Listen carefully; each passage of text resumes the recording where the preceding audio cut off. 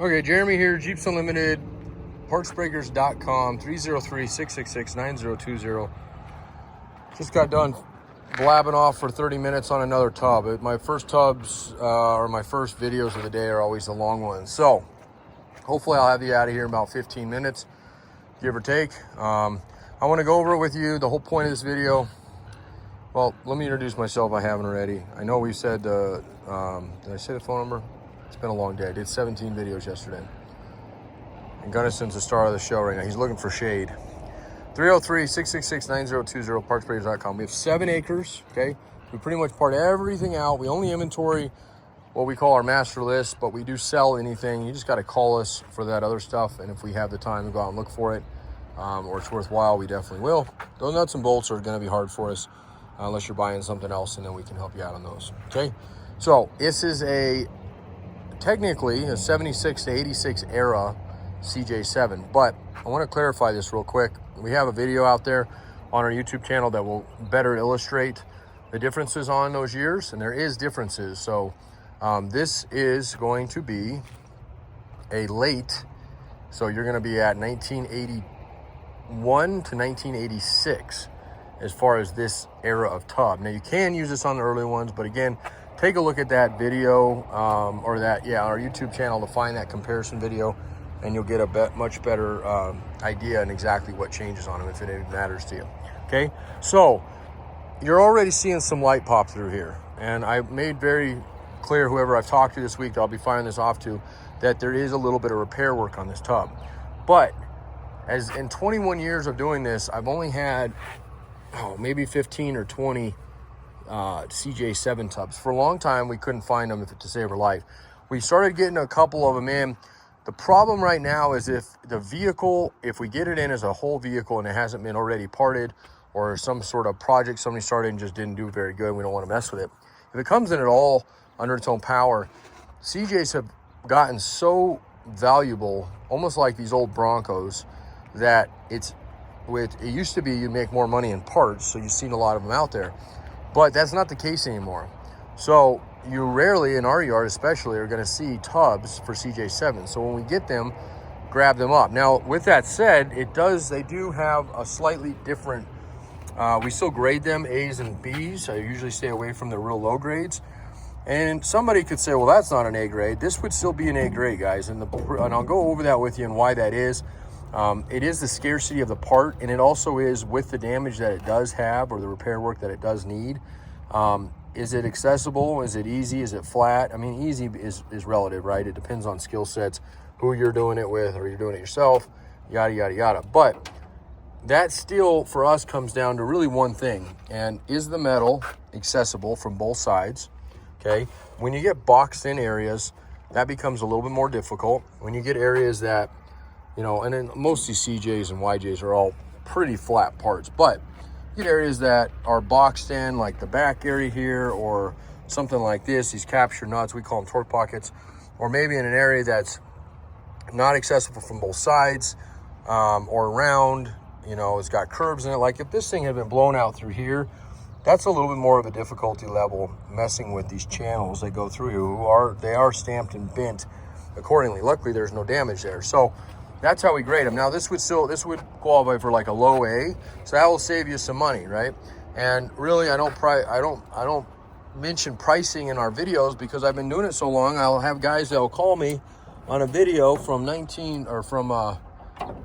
not that old, from 2000 and let's say 9, and say, oh, I seen this, and I used to do that. I used to price them.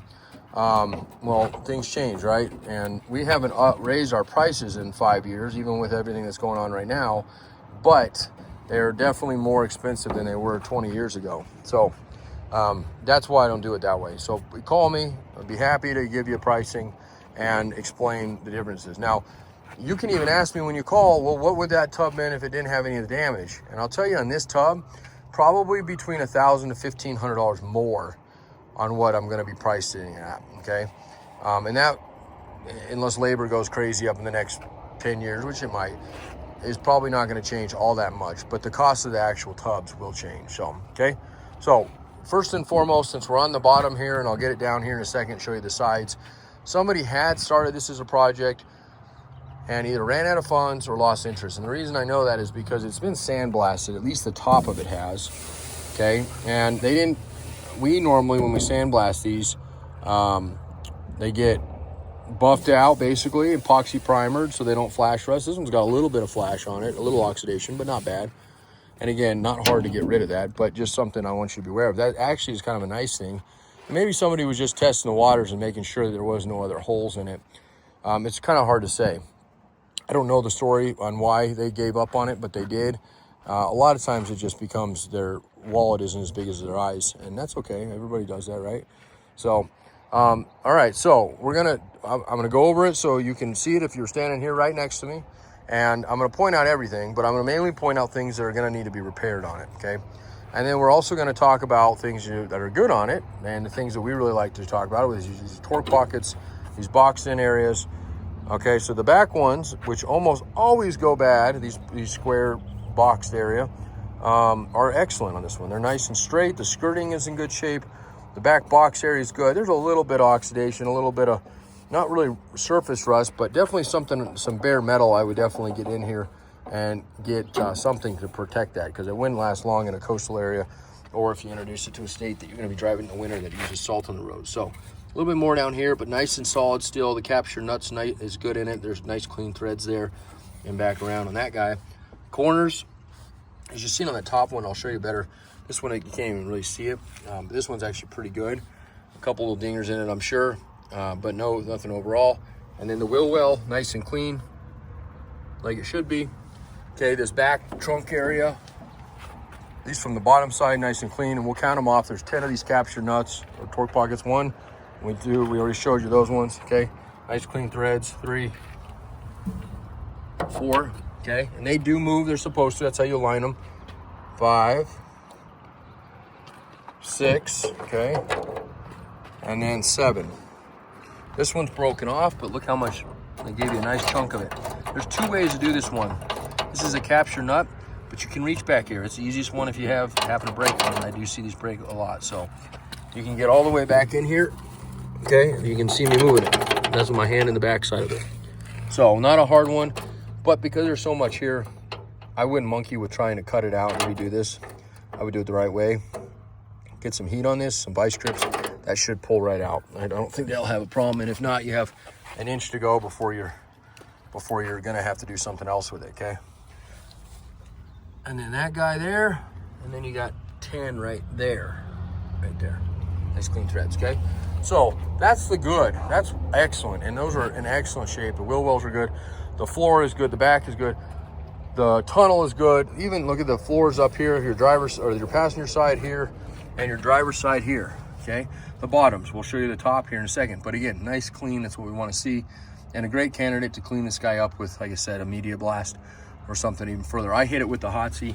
It's about 5,000 PSI, which doesn't do nearly what a sandblast would do, but does pretty good at helping us see anything. So we already suspected we were gonna have some issues here, and when I hit it, it definitely pushed through.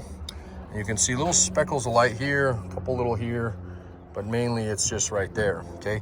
Most of these you want to fill in. This one's close enough to this, you probably would just plate this, I would assume, cut it out, redo it in. Normally, they blow out back here. And these is nice and solid. This is where the back feet of your roll bar are, and this is where the front feet of your roll bar. So yes, technically, you could just throw your roll bar in and you would never see it from the top, but a bad idea, especially because it's just gonna continue to eat itself out continually. So, okay, again, nice solid back here where your roll bar feet are, and then you have the same exact, it just traps moisture. Unfortunately, if it's ever had the top off and water sitting in it from rain, even in a non-rusty state, these CJ7s, this is where they go. The nice thing is that it didn't get into this channel. It's right on the edge of it, and you can pull this back from this and still have the support of your torque pocket here all intact. So and somebody went in and tried to fill these in. I don't know what's in this, like a foam material on that side, probably to prevent it from, thinking this would prevent it from rusting out, and it may have done that, it's hard to say. But the channel itself, again, excellent shape. It just happens to be this. So that's the 2 spots on the bottom.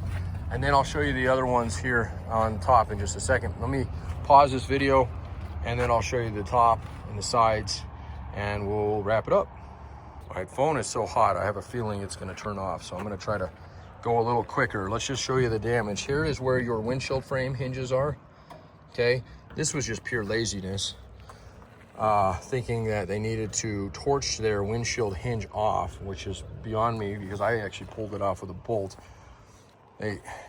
Some yards, maybe this had spent its life at a yard at some point, but literally to get the windshield frame off, they torched it and it burned a hole through it. Now there was rust here, that's not all that. There was a weak spot there. Okay, and then they look like they tried to attempt to fix this up on the top here. Again, they just, instead of really prepping it at all or cutting out the bad, they just simply went over it with, I don't even know, some sort of Bondo or filler. Kind of a different stuff than we've seen around as far as what they've used on it. So they put that stuff a couple places. This is more than likely what it was, and then the torch just made it worse. So again, the windshield frame on this guy, I actually didn't get, but I did put one of ours on it and made sure that it's nice and flat and it will bolt up the same. We just loosely put one on because I was a little bit worried that with this here, but this is nice and solid, and then it's weak up in this area, and this goes into about here. So patch panel here, more than likely, patch panel there, patch on the top. The other option that, and even my guy Jim said what we would probably have done with it,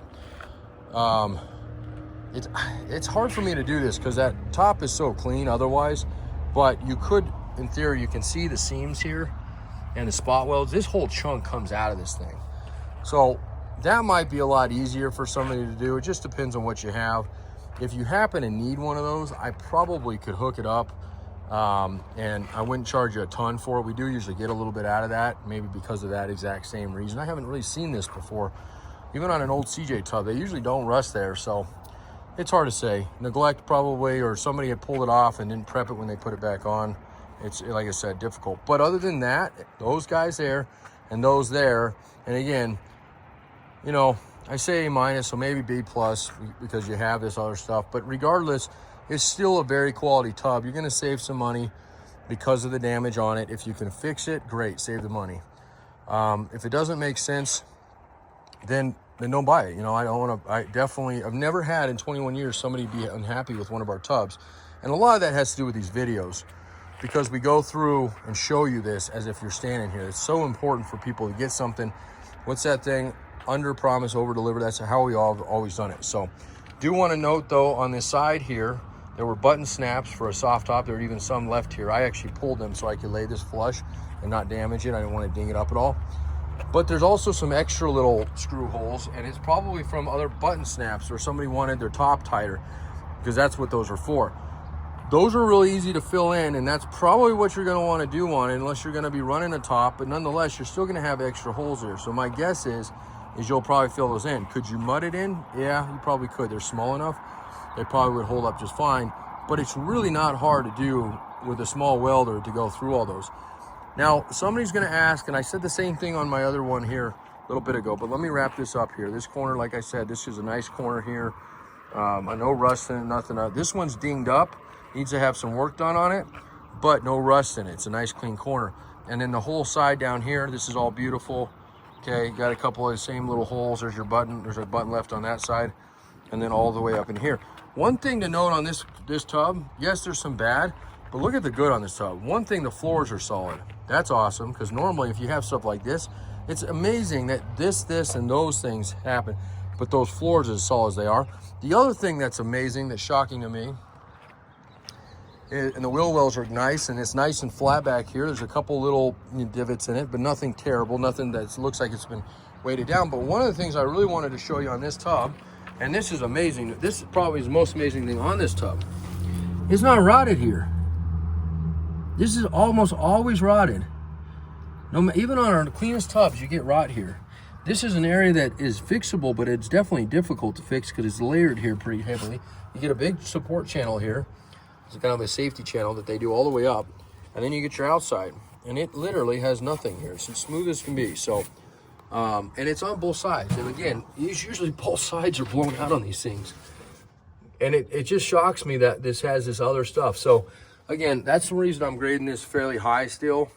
And you can be the judge of that, like I said. I mean, value is value. If you think there's value in it, and you're looking for an original tub, then great. This is probably a good option. Now, I think I made a mistake with, I believe, and I'm going to check, but I think there might be one more CJ7 tub that we got.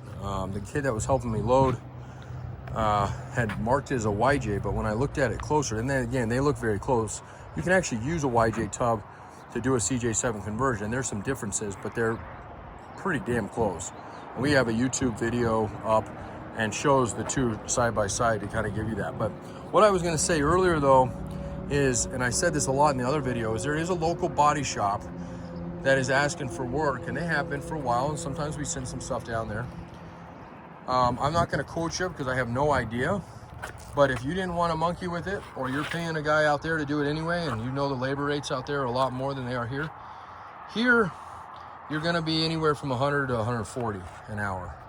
And a lot of big cities I've seen 200 plus. So it just depends on what you have access to. If you're doing it yourself, no big deal. But if you don't want to mess with it, I would probably let them look at it and say, do they replace it?